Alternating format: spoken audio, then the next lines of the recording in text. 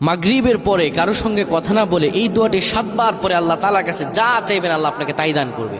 অভাবে আছেন, ঋণগ্রস্ত আছেন, মাথায় টেনশন, ঋণের বোঝা, বাড়িতে থাকতে পারতেছেন না, আল্লাহ সব আপনার পেরেশানি দূর করে দেবে ইনশাআল্লাহ। যদি আপনি আমলটি করতে পারেন, আমল মানুষের জীবন বদলিয়ে দেয়, আমল মানুষের জীবনকে পরিবর্তন করে দেয়। আল্লাহ তাআলা আপনার সব দোয়া কবুল করে নেবেন ইনশাআল্লাহ।